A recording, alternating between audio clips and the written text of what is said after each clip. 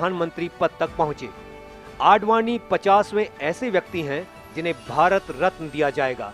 आडवाणी से पहले 23 जनवरी को बिहार के पूर्व मुख्यमंत्री कर्पूरी ठाकुर को भारत रत्न मरणोपरांत देने का ऐलान किया जा चुका है। केंद्र सरकार 1 साल में 3 लोगों को यह सम्मान दे सकती है। देश के विकास के लिए उनका योगदान कोई भूल नहीं सकता। वे हमारे समय के सबसे सम्मानित स्टेट्समैन हैं। देश के विकास के लिए उनका योगदान कोई भूल नहीं सकता। उन्होंने जमीनी स्तर से काम शुरू किया था और वे देश के उप प्रधानमंत्री पद तक पहुंचे। वे देश के गृह मंत्री और सूचना प्रसारण मंत्री भी रहे। उनकी संसदीय कार्यशैली हमेशा अनुकरणीय रहेगी। सार्वजनिक जीवन में आडवाणी जी दशकों तक पारदर्शिता और अखंडता के प्रति अटूट प्रतिबद्ध रहे। उन्होंने राजनीतिक नैतिकता में एक अनुकरणीय मानक स्थापित किया है। उन्होंने राष्ट्रीय एकता और सांस्कृतिक पुनरुत्थान को आगे बढ़ाने की दिशा में अभूतपूर्व प्रयास किए हैं। उन्हें भारत रत्न से सम्मानित किया जाना मेरे लिए बहुत भावुक क्षण है। मैं इसे हमेशा अपना सौभाग्य मानूंगा कि मुझे उनके साथ बातचीत करने और उनसे सीखने के अनगिनत मौके मिले। आज देश ने अपने एक महान सपूत पूर्व उप प्रधानमंत्री लाल कृष्ण आडवाणी जी को भारत रत्न देने का भी निर्णय लिया है।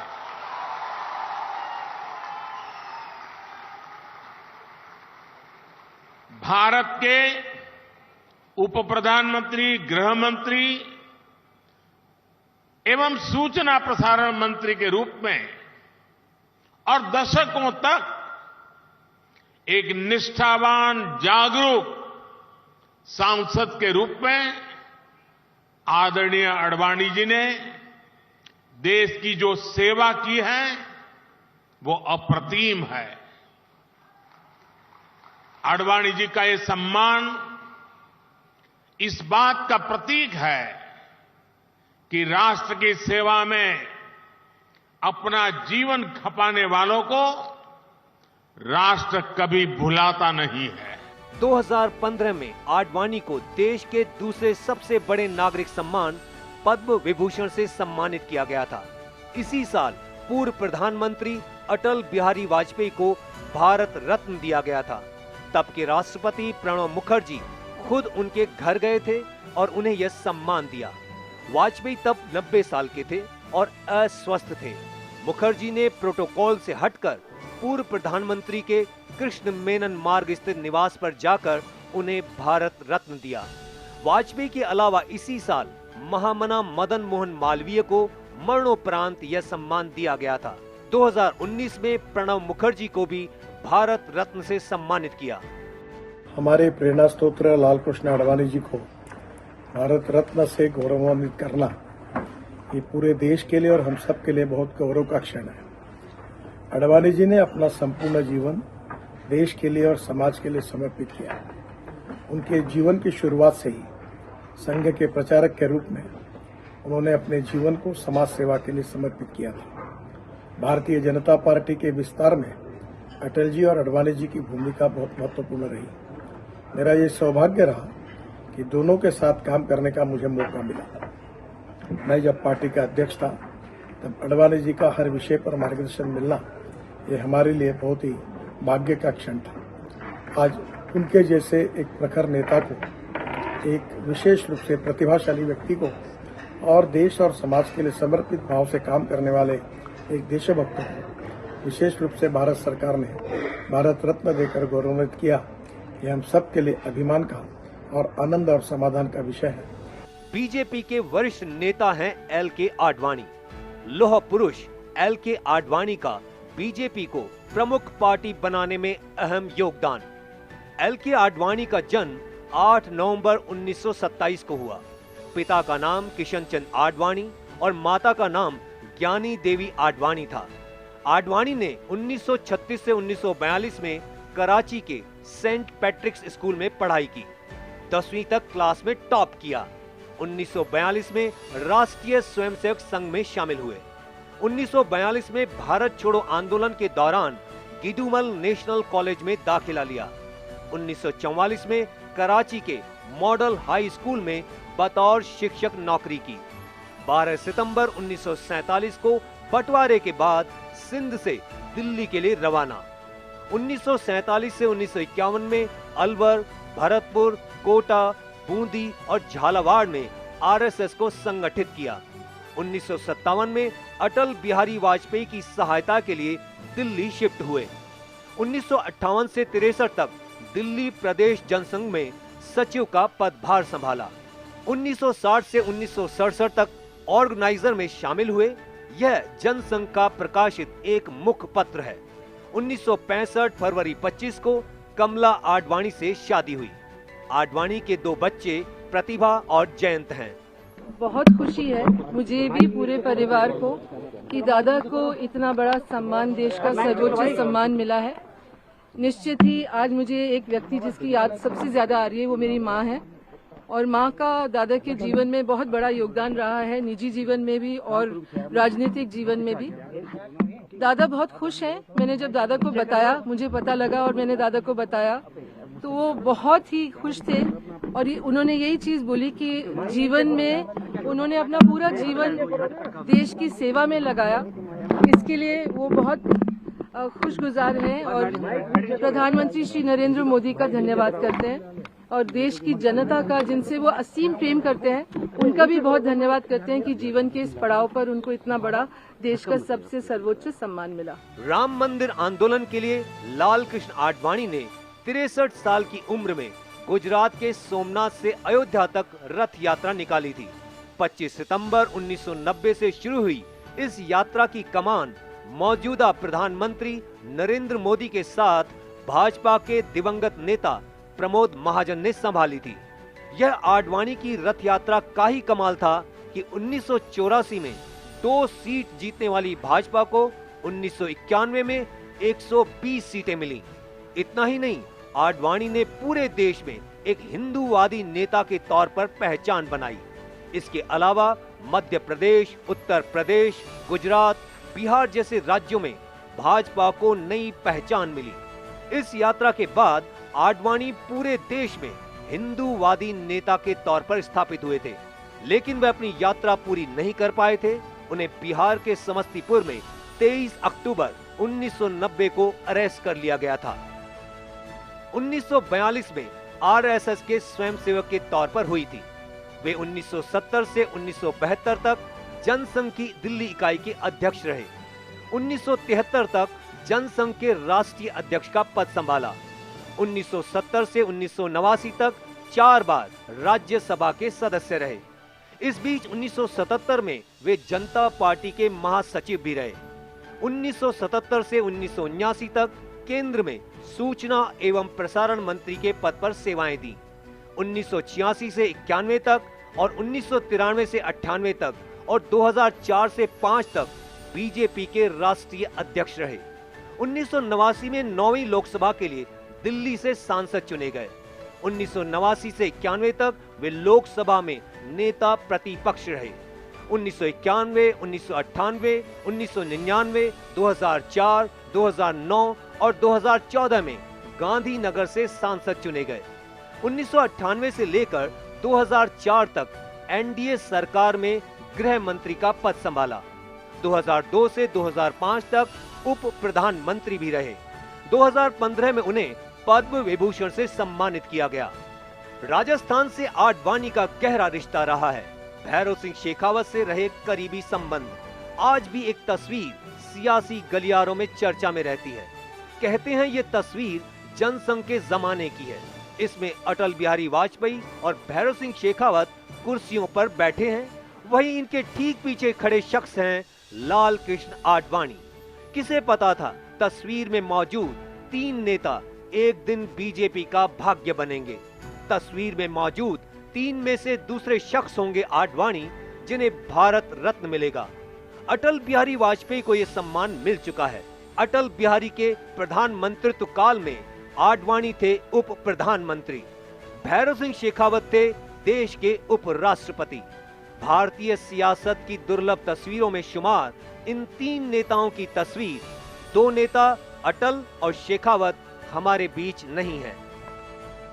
आडवाणी को भारत रत्न दिए जाने की खबर हाल ही में अयोध्या में रामलला प्राण प्रतिष्ठा समारोह के कुछ दिन बाद आई। राम मंदिर आंदोलन में आडवाणी की महत्वपूर्ण भूमिका रही है। उन्होंने इस आंदोलन को जन जन तक पहुंचाने में अहम भूमिका निभाई थी। बता दें कि हाल ही में सरकार ने बिहार के जननायक कहे जाने वाले पूर्व सीएम कर्पूरी ठाकुर को भारत रत्न देने का ऐलान किया था। Bureau report, first India news.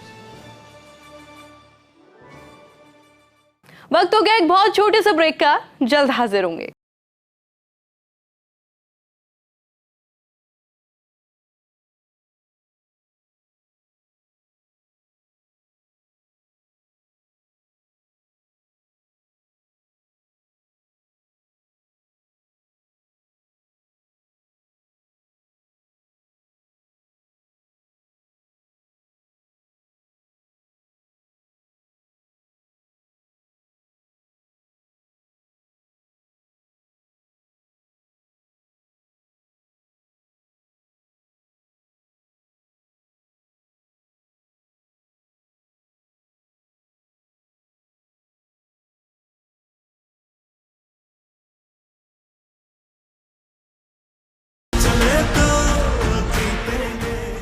Break के बाद आप सभी का एक बार फिर से स्वागत है।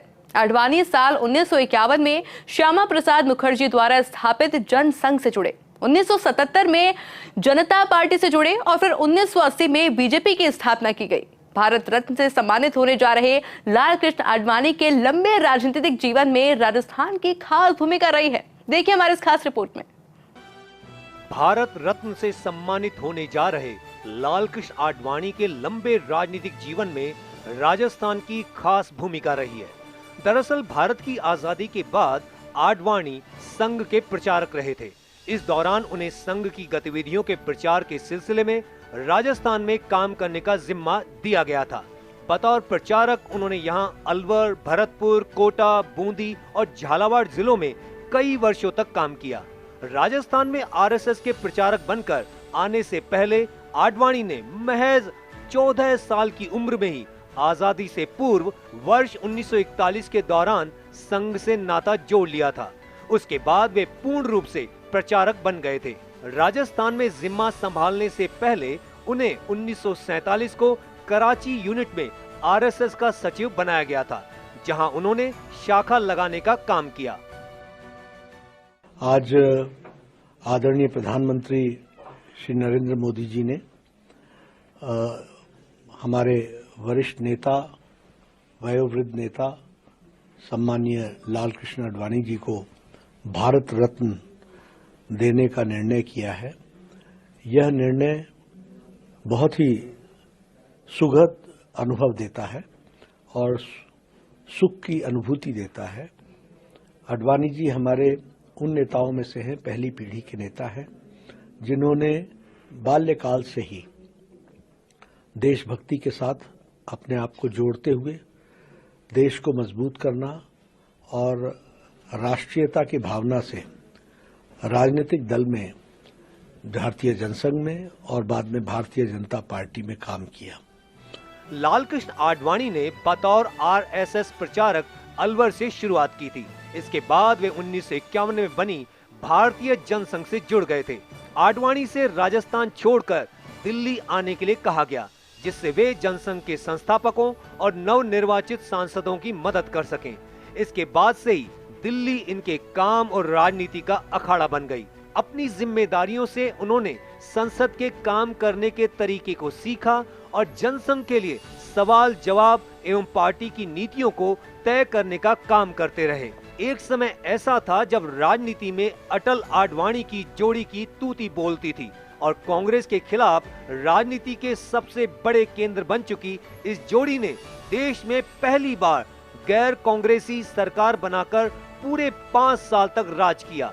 लाल कृष्ण आडवाणी सिर्फ भारतीय राजनीति में अपने अहम योगदान के लिए ही नहीं, बल्कि अटल बिहारी वाजपेयी के साथ अपनी दोस्ती के लिए भी जाने जाते हैं। राजनीति में यात्राओं का कल्चर शुरू किया था।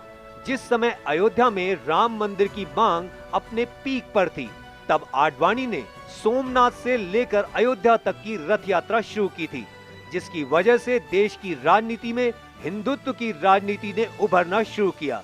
हालांकि बिहार में तत्कालीन मुख्यमंत्री लालू प्रसाद यादव ने उनको समस्तीपुर में गिरफ्तार करा दिया था। इस कदम ने आडवाणी और लालू प्रसाद यादव दोनों को ही राजनीति का हीरो बना दिया था।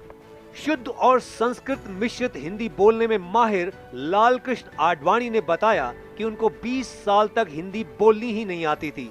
उन्होंने यह भी कहा कि जब वह अटल जी का भाषण सुनते थे तो हमेशा खुद को लेकर कुंठा हो जाती थी।